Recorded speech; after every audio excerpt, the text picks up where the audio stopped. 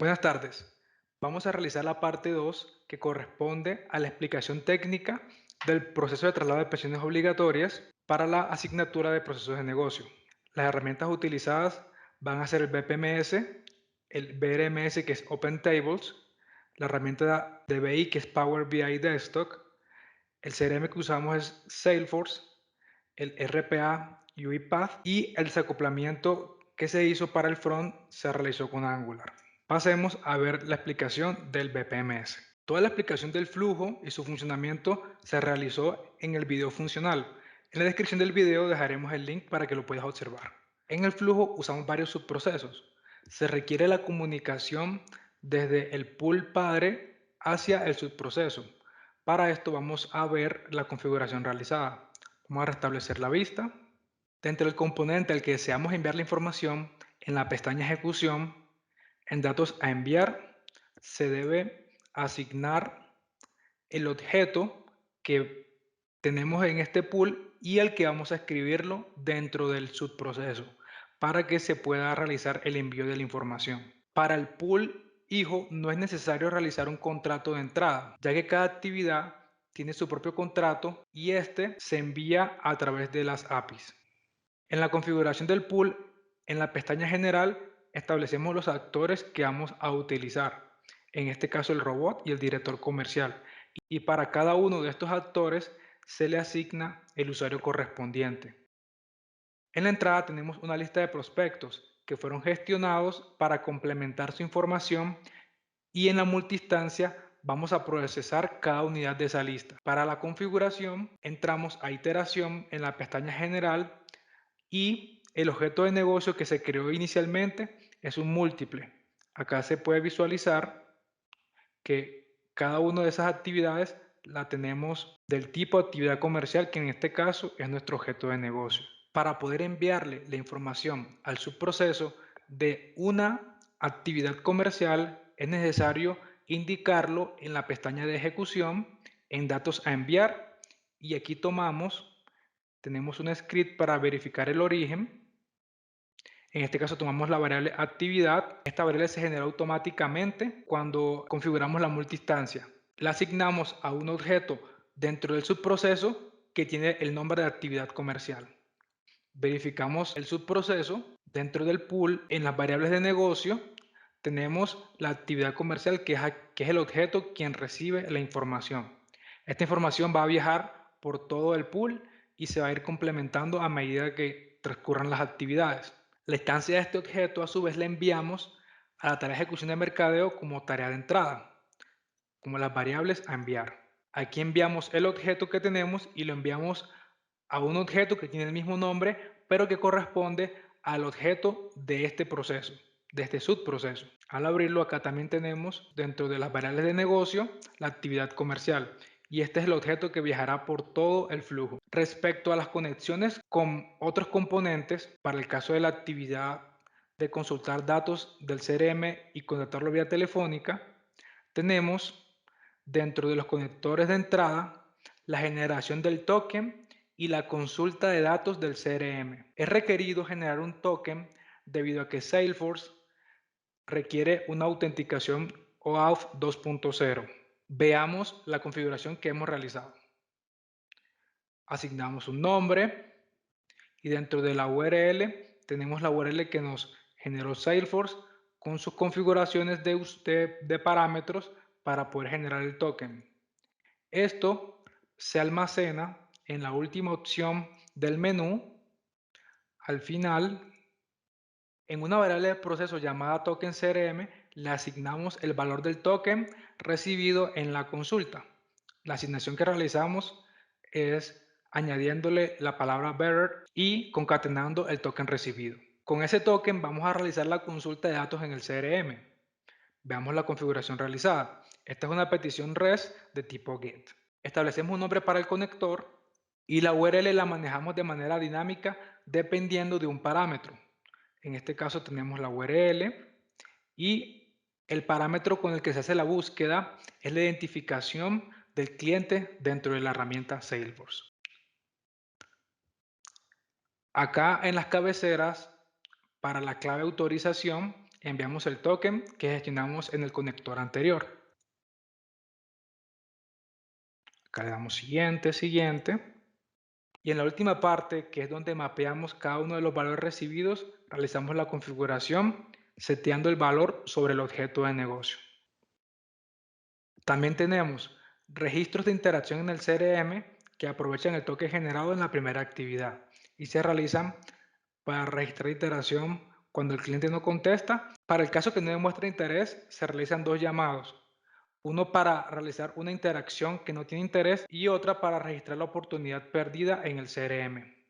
En el caso de que no contesta, solo tenemos un llamado al CRM, que es un REST de tipo POST, con la configuración que ya mostramos, para indicar que el cliente no contesta. En este caso, vamos a detallarla un poco. Hemos configurado la URL a la que vamos a hacer la petición y dentro del payload de la petición vamos a establecer lo siguiente. Vamos a obtener los datos de usuario de Bonita a partir del asesor comercial. Esto con el fin de obtener el email, que es uno de los parámetros que vamos a enviar dentro del payload para Salesforce.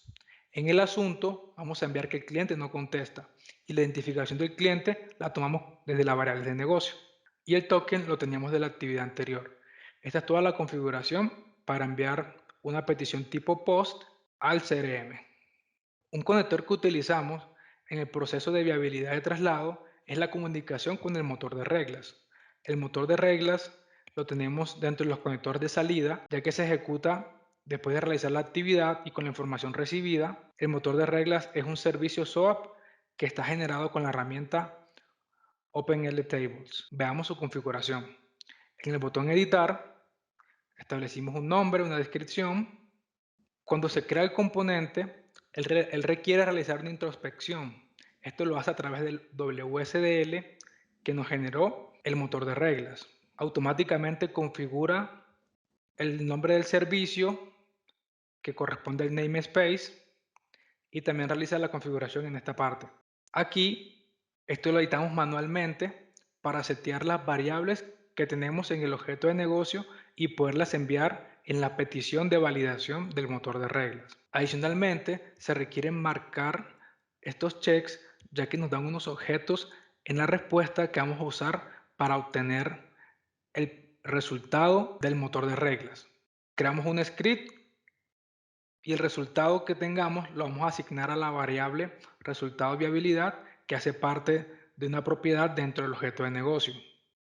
Al marcar esos checks vamos a tener estas variables del conector y son las que vamos a usar para obtener la respuesta del documento y dentro de esa respuesta mirar qué nos retornó para poder asignárselo dentro de la variable mencionada. Dependiendo del resultado del motor de reglas, se van a tomar algunos de los caminos.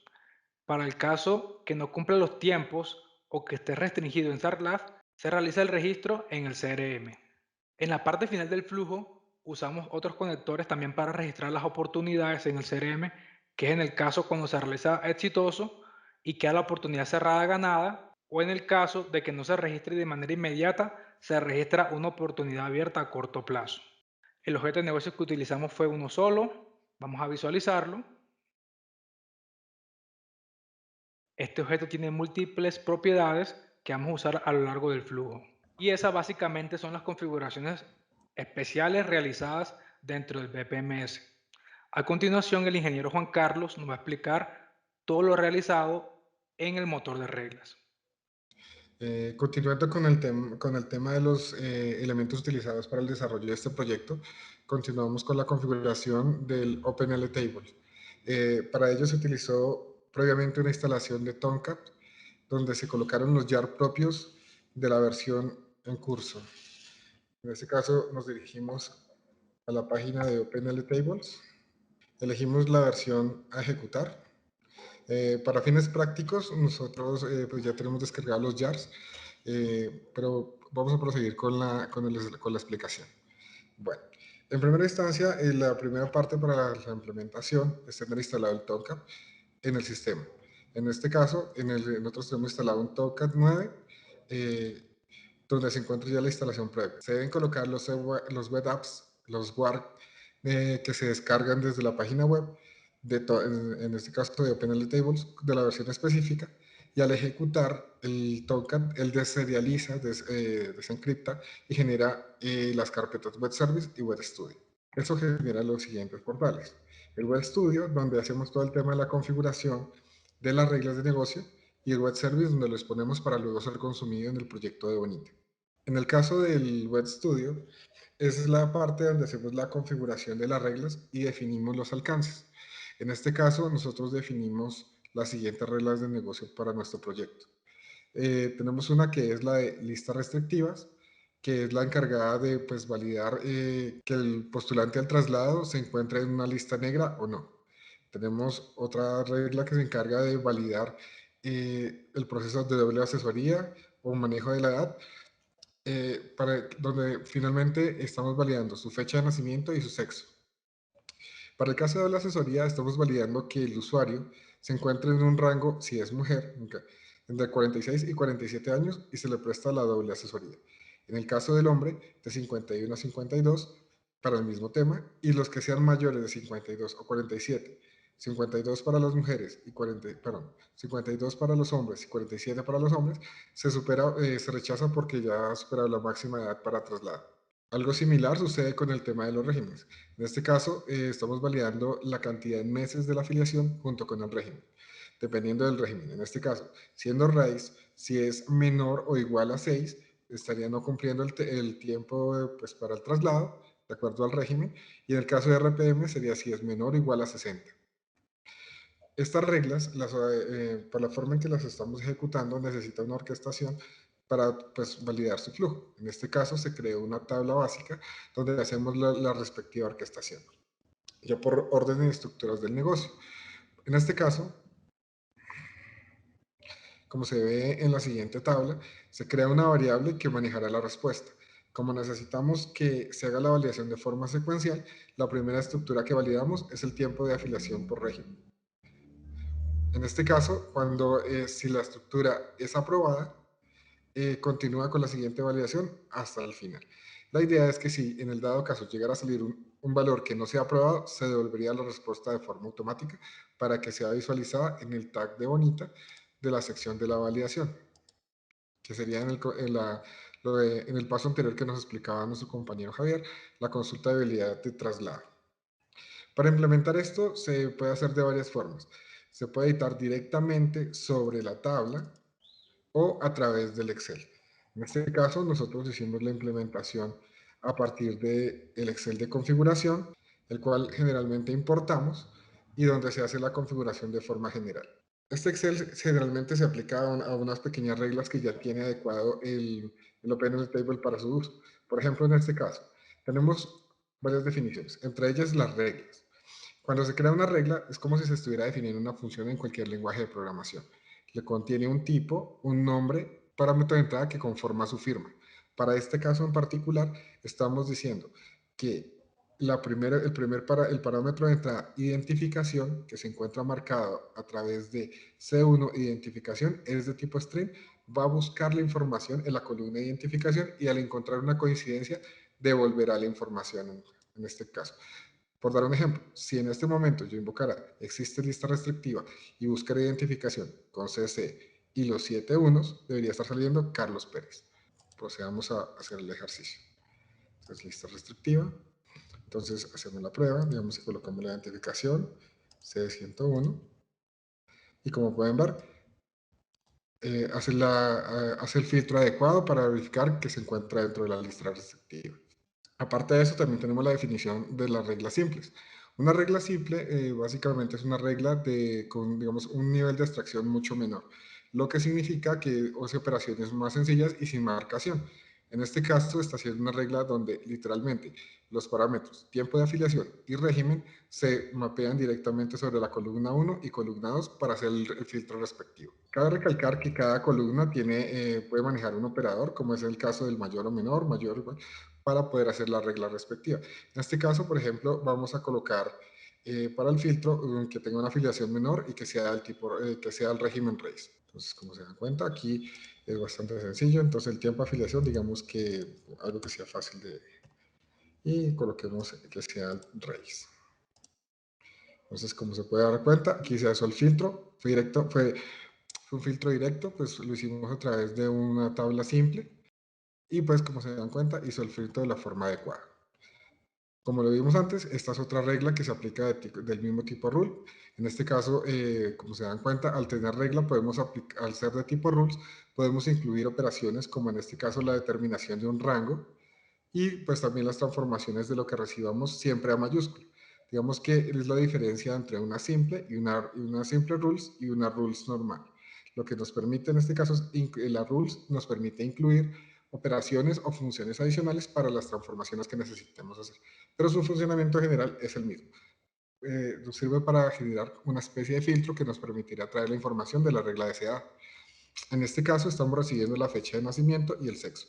En el caso de la fecha de nacimiento estamos generando una partición de la fecha en que nace a la fecha actual, identificando el promedio de su edad para poder calcular en qué rango de edad se encuentra y determinar si necesita la doble asesoría. O en el caso de ya estar fuera de los rangos, en este caso verificar si es hombre o mujer para verificar si ya está, si supera la fecha máxima de su traslado. En el caso de que no cumpla ninguna, por defecto se asume la aprobación. Vamos a hacer el ejercicio. Entonces, por ejemplo, incluyamos una fecha, algo que esté, digamos, fuera del periodo de tiempo, digamos que asumamos que es de 1950, que ya está algo bastante grande, y digamos que es un hombre. ¿Listo? Como se puede dar cuenta, aquí el filtro se hizo de forma adecuada. Como lo indicamos al inicio de la presentación del tema de Open Tables, pues nosotros por la forma en que tenemos que ejecutar las reglas, tuvimos que orquestarlas. Entonces, finalmente viene el tema de las tablas. Entonces, la tabla, a diferencia de las demás, tienen que contar con un tipo, pues para el tema de parámetros, ya que necesitamos más de un dato para ser creada. Entonces, para eso definimos un data type que representa todos los parámetros que se van a acceder a la tabla. ¿Sí? Adicionalmente, este tiene pues la posibilidad de generar como estructuras de código y validación con las cuales podemos hacer la estructuración de los respectivos filtros. Como lo vimos anteriormente, entonces en este caso definimos una variable, establecimos la carga de esa variable con una primera regla de validación, posteriormente validamos su resultado y como definimos al principio de esta presentación, determinamos que desde que se encuentra aprobado va a seguir haciendo las validaciones respectivas sobre las reglas de validación que vimos anteriormente. Pues ya teniendo construidas las reglas y en pleno funcionamiento, lo que tenemos que hacer ahora es el tema del despliegue. Entonces, cuando creamos los repositorios, nosotros tenemos dos tipos de repositorio. Uno, que es el repositorio que, como lo vimos antes, es el repositorio de las reglas como tal, que digamos se estableció bajo la carga de un XML, y otro que es el de configuración de despliegues. Estos repositorios se basan en la asignación de proyectos. En este caso, ya la generación del proyecto anterior va por su quinta generación y ya está adicionado. En este caso, al hacer el deploy, este va a ser el despliegue sobre el sitio de web service. El sitio de web service igualmente se encuentra hosteado en el Tomcat. Sitio de web service está en el Tomcat y como se puede dar cuenta, nos genera digamos así, el despliegue de cada una de las formas de exponer eso como un servicio, como WSL, también se puede ver que está como Swagger, como YAML. En nuestro caso, para el ejemplo práctico que realizamos, usamos la actualización a través del WSL, que se hizo a través de la conexión que Javier previamente nos comentó.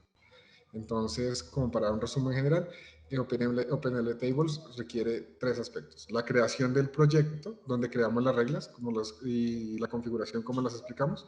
Una segunda parte que viene siendo la configuración del sistema de despliegue. Y una tercera parte que es la complementaria, que es la visualización de ese despliegue a partir de un servicio SOAP, un servicio JSON, un servicio YAML. En ese orden de ideas, ya eso sería todo el proceso que hacemos con OpenL Tables, que finalmente se complementa con la visualización o con el consumo a través de un conector SOAP que fue explicado previamente. Y entonces eso sería todo para la configuración de OpenL Tables.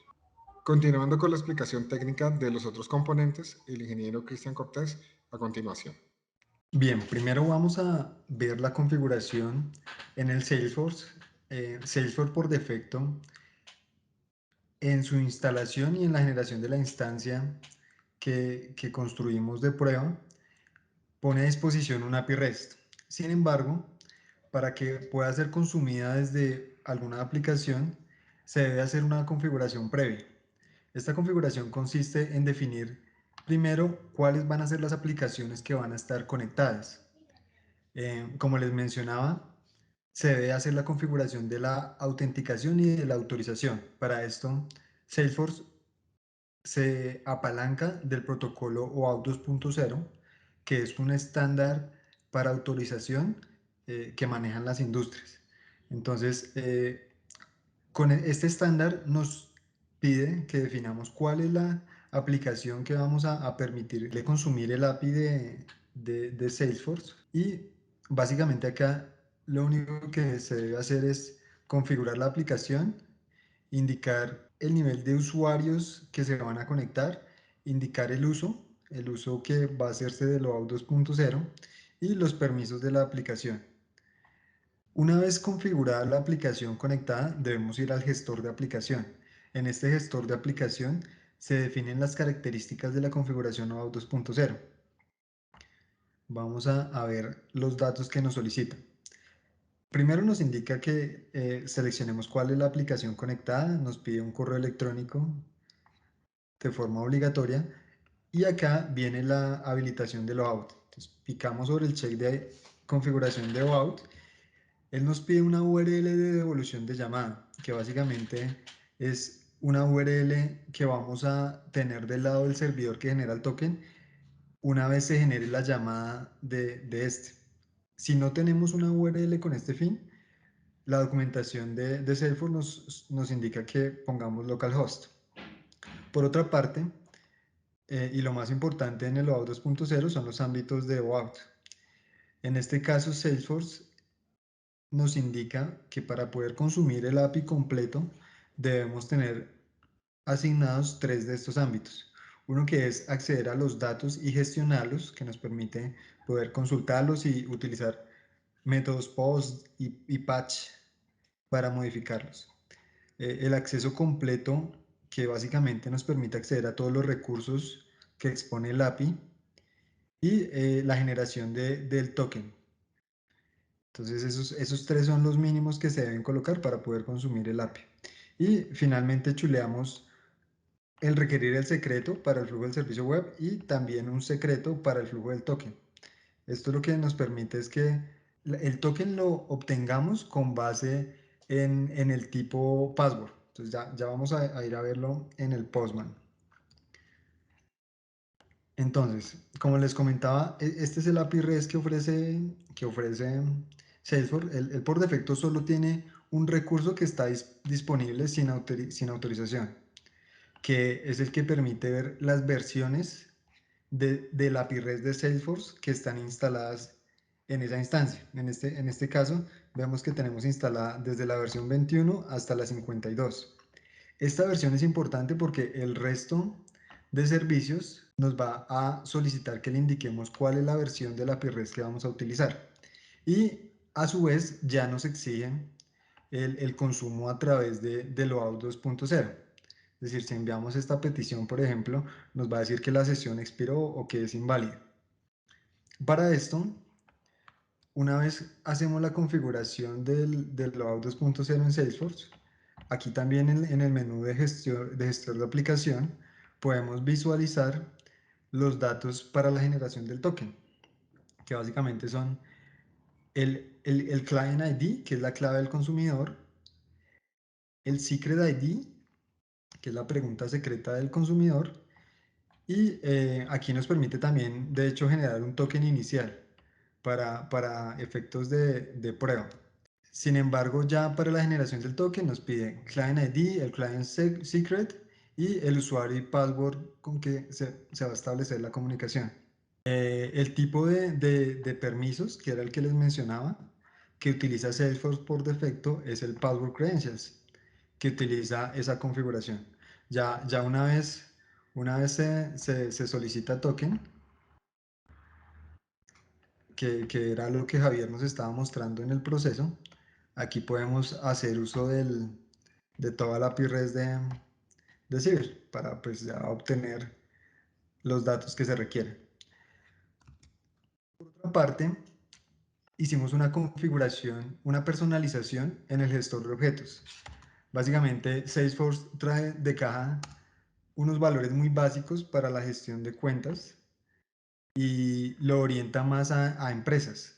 Sin embargo, en nuestro negocio y en el proceso necesitamos que estas cuentas sean para personas naturales.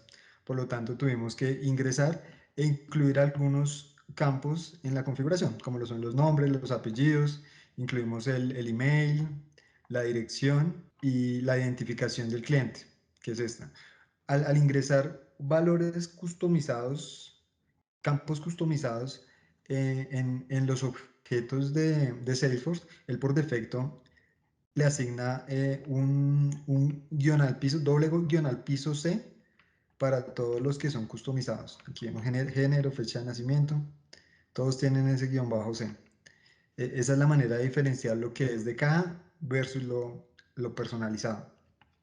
Ahora, dentro de la necesidad del flujo, debíamos actualizar datos con base en estos campos customizados, que precisamente era la identificación, porque el BPMS no tenía el ID del cliente. Entonces, para eso, lo que hicimos fue eh, incluir en el nombre, en el pad del recurso de account, incluimos el nombre del campo nuevo y enviamos el valor. De esta manera podemos hacer el consumo del API y nos retorna toda la información. El de caja lo que permite es hacer la consulta por este ID, pero pues claramente el sistema externo no va a tener este ID. Entonces, esa es la manera de utilizar el API con campos personalizados. Por otra parte, hay algunos servicios que estamos utilizando como el de creación de oportunidades, que de igual forma en el modelo de datos de Salesforce viene acompañado de un Account ID y de un Owner ID. Pero pues esos son datos que no tenemos en el BPMS, que tampoco vamos a tener visibles para enviarlo a Salesforce. Entonces lo que hacemos es un agregado account y le enviamos el ID personalizado, que es la identificación. Y por otra parte, para asignarle el propietario de la oportunidad, en Bonita tenemos configurado este correo electrónico para cada uno de los actores. Entonces lo que hacemos es ya, como nos mostraba Javier, enviarle obtener el correo y enviarlo para que quedara asignado a este propietario. Básicamente, esa es la configuración que hacemos en Salesforce y con eso tenemos esta parte. Vamos a continuar ahora con la configuración en el Power BI que realizamos para establecer la comunicación en doble vía. Esto quiere decir que el Power BI se conecta con los datos de salida del proceso que son persistidos en el CRM y a su vez el Power BI envía una petición al BPMS para que inicie el proceso, genere la instanciación del proceso. Entonces, primero vamos a ver cómo nos conectamos con los datos del proceso para poder generar los indicadores. Para esto, básicamente configuramos un data source en esta sección de obtener datos. El Power BI tiene un conector propio para Salesforce. Entonces, básicamente acá configuramos el conector de objetos de Salesforce que nos pide los datos de la cuenta de Salesforce, usuario y contraseña, y posteriormente le indicamos cuáles van a ser los objetos que vamos a utilizar para generar nuestros informes de BI. Entonces, una vez seleccionamos cuáles son estos objetos que vamos a utilizar, él nos los carga sin relaciones. Entonces, para poder generar los reportes de forma coherente y tener mayor dinamismo, lo que hacemos es establecer esas relaciones. Nos vamos aquí a administrar relaciones y acá básicamente podemos ver cuál fue la definición. Entonces, hablamos de cuál es el objeto 1, cuál es el objeto 2 y cuál es la cardinalidad. En este caso tenemos una oportunidad y una cuenta y decimos que una cuenta tiene muchas oportunidades. Y básicamente al pulsar sobre aceptar y guardar todo esto, él nos actualiza esta gráfica, este modelo entidad-relación, que nos permite ya un poco entender cómo podemos trabajar con los datos. A su vez, el Power BI tiene una característica que es que permite generar consultas a los datos que están persistidos y de esta manera podemos fácilmente saber cuáles son los atributos que queremos filtrar y demás. Y para configurar los gráficos tenemos acá un menú de diseño que básicamente cuenta con 3 secciones. Una son los campos los campos que están disponibles para construir el reporte. Aquí pues claramente no los tenemos todos, aparecen chuleados solamente los que utilizamos para cada sección. Entonces, si por ejemplo nos paramos acá en el porcentaje de ingresos, entonces vamos a tener acá de la oportunidad, la cotización del mes y el nombre de la oportunidad. Tenemos otra sección en donde nos permite seleccionar la visualización que queremos. Entonces aquí nos da varias opciones de gráficos que podemos utilizar de acuerdo a la información que queramos mostrar. Y en la parte inferior tenemos unas paletas que nos permiten personalizar cada uno de los reportes, ponerle títulos, ponerle colores a los datos, formas, ponerle etiquetas, indicarle que queremos, por ejemplo, en este caso, ver los millones y también ver el porcentaje para brindar más información. Y por acá en esta sección tenemos la leyenda, que es cómo queremos ver, por ejemplo, los ejes, el eje X, el eje Y, cuáles son los nombres que queremos ver en la leyenda. Entonces, en este caso, por ejemplo, aquí tenemos que en la leyenda, que es esta sección de acá de Name, vamos a ver cuáles son los tipos de traslado. Aquí se configuran los valores que queremos que se muestren en cada una de las barras. Y la tercera sección es de filtros. Los filtros están a 3 niveles. Uno es a nivel de todas las páginas. Esto quiere decir que en todas las páginas de este reporte de BI vamos a filtrar por solamente las oportunidades de traslado, porque el CRM puede tener más oportunidades, pero nos enfocamos solo en traslado. Tiene también unos filtros para solo esta página del reporte y a su vez tiene un filtro para el objeto visual, que es ya cada uno de los objetos que creamos. Entonces, por ejemplo, en este caso, vamos a poner que nos muestre las oportunidades cerradas, pero del mes de agosto. Y en este otro vamos a poner que nos muestre las cerradas, pero del mes de septiembre y que estén en estado close won, que significa que se realizaron con éxito esos traslados. Entonces, básicamente esa es la configuración que se hace para cada uno de los objetos visuales. Por otra parte, tenemos el análisis de oportunidades, que es donde hacemos el consumo hacia la API REST de Bonita. Para poder generar esta doble vía, utilizamos un objeto visual que se llama Power Automate for Power BI. En este objeto visual, básicamente, lo que configuramos es un flujo de automatización. En este caso, lo hicimos para poder generar todas las peticiones HTTP que se requieren para generar ese mensaje hacia Bonita que nos va a instanciar el proceso. Entonces aquí vamos a darle a editar para ver un poco cómo está conformado este flujo. Él por defecto genera un botón de Power BI, que es el botón que vimos allí, que es el que instancia el proceso, este naranja, ese no lo configuramos nosotros. El primer paso que configuramos es el HTTP login, que básicamente se conecta con Bonita, hace el llamado a la petición de login, le envía el usuario y contraseña y obtiene la cookie XBonita API Token, que básicamente es el token con el cual vamos a poder enviar las siguientes peticiones para poder acceder a los otros recursos que ofrece. El siguiente recurso que utilizamos es el getProcessID, que básicamente nos va a retornar cuál es el nombre del proceso, el ID del proceso que vamos a instanciar. Aquí, como pueden ver, ya estamos haciendo uso de esta función, que lo que nos permite es tomar la cookie de la petición previa y asignársela a las cookies de esta petición. De esa manera se genera la autenticación. Seguido de esto, lo que hacemos es seleccionar los datos que tenemos en el reporte de BI. Entonces, básicamente, acá seleccionamos cuál es la entidad que tenemos y cuál es el campo que vamos a enviar de la entidad. Entonces, recordemos que tenemos la tabla en donde están los clientes y cada registro de la tabla tiene una identificación.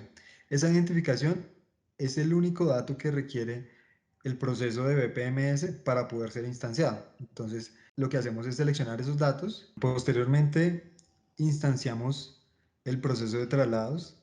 Ya como tal lo que hace es generar la salida del paso previo, que fue donde seleccionamos todas las identificaciones. Acá esto básicamente nos genera el agregado JSON de la lista de identificaciones. Se la enviamos dinámicamente a Luri, indicándole cuál es el ID del proceso. Ahí pueden ver que tenemos un ítem paréntesis punto ID, que ese es un dato que obtuvimos previamente. Y enviamos también en el encabezado la cookie que obtuvimos en el primer paso. De hecho, acá es específicamente una sección de la cookie que se llama XBonita API Token. Entonces, en las peticiones post de Bonita debe ser enviado este encabezado. No basta solo con enviar la cookie que se obtuvo porque no permite la autenticación. Ya con esto finalizamos la configuración y generamos la instanciación del proceso. Vamos a ver ahora el diseño del robot para poder automatizar la agenda del día. Para esto utilizamos el UiPath Studio, en donde podemos configurar qué navegador vamos a abrir y cuál es la URL. En este caso, seleccionamos la URL de la instancia de Angular que hace el llamado a los procesos de Bonita, que posteriormente nos va a explicar el ingeniero Néstor Ospina. Una vez ingresamos, capturamos cada uno de los elementos HTML que vamos a utilizar, el usuario, el password, que estos son estáticos, y todos los clics que se requieren para poder capturar la tarea. Posteriormente seleccionamos un paso de tipo leer rango que se va a conectar con un Excel y que le va a asignar a cada registro del Excel un valor que posteriormente vamos a ver cómo se ve reflejado. Asignamos unas variables para poder iterar en la tabla, en el formulario de Angular. Este formulario, recordemos que es una tabla en donde cada registro tiene un ID y de acuerdo a la cantidad de elementos de la tabla, Angular le pone un incremento de 3 o 4 para cada registro. Entonces acá definimos las variables y acá ya empezamos a iterar. Para cada current row, que es la información que estamos procesando en el Excel, lo que hacemos es ingresar los datos que nos pide el formulario. Entonces, ¿cómo hacemos la selección dinámica? Aquí en el selector de edición, en el IDX, que es el ID que genera Angular, vamos a tomar la variable que definimos previamente. Entonces, esa misma configuración la tenemos en la fecha de llamada y en la hora. Y una vez se procesa esa fila, lo que hacemos es incrementar en 4 cada una de las variables para que la siguiente iteración tome el siguiente registro del formulario. Posteriormente, hacemos un tab para que el UiPath pueda identificar el botón guardar, ya que en el formulario Angular está al final del formulario y si el robot no lo encuentra en el marco de la página, él no es capaz de hacerle clic. Entonces, esa es la justificación de ese tab. Y finalizamos con los eventos de clic que tienen algunos timers de 1 o 2 segundos que se tarda en responder y en refrescar las vistas para que no nos generen errores. Con eso terminamos la configuración del robot. Continuamos con el ingeniero Néstor Ospina, que nos va a mostrar cómo hicimos el desacoplamiento de Bonita de la capa de presentación a través de Angular. Y ya para finalizar, vamos a explicar toda la parte de nuestro front que fue desarrollado en Angular en versión 12. Es un proyecto muy sencillo de desarrollar. Aquí simplemente hay que tener algunos aspectos en cuenta para el funcionamiento con nuestro Bonita Soft, que nos garantizan pues el éxito del desarrollo. Básicamente lo que se hizo fue pues cómo está compuesto el proyecto. Pues está compuesto por sus respectivas carpetas, en donde está el CRC, en donde está todos los componentes principales del proyecto.